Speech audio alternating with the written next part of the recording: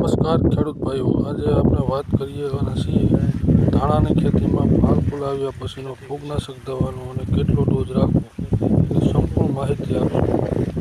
ભાઈઓ, ધાણાના ફાલ આવ્યા પછી વધારે ભેજ અને ઠંડી હોય તો ફૂગનાશક રોગ ઝડપથી લાગે, જેમ કે પાવરડીલ, મિલ્ડ્યુ, પાંદડી પીળા થવા, ડાળીઓનો સુકાઈ જવા, દાણાના રહેવા, આ બધું ફૂગના રોગના લક્ષણો છે. હવે વાત કરીએ સાસી દવા અને ડોઝની.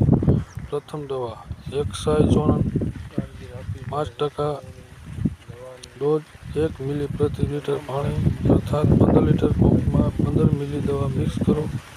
આ દવાથી પાવડરિયું, મિલ્ડ્યુ અને પાનમાં રોગ બંધ થાય છે. બીજી દવા રોકિનાઇઝ 25% એસિફેટ ડોઝ 1 મિલી પ્રતિ લિટર પાણી. આ દવા પણ ફૂગનાશકમાં બધા રોગમાં અસરકારક છે. ત્રીજી દવા કાર્બેન્ડાઝિમ 50% 1 ગ્રામ પ્રતિ લિટર પાણી. આ દવા જમીનમાં થતા ફૂગના રોગ માટે સારી છે. મહત્વની સૂચના: ભાઈઓ, એક જ દવામાં વાર ન કરો, દરેક સ્પ્રેમાં દવા બદલો તો રોગ કંટ્રોલમાં રહેશે. સ્પ્રે ક્યારે કરવો? ફાલ ફૂલ દેખાય પછી 8 થી 10 દિવસના અંતરે સવારે અથવા સાંજે સ્પ્રે કરવો, તેમજ તડકામાં ન કરવો. કેટલું પાણી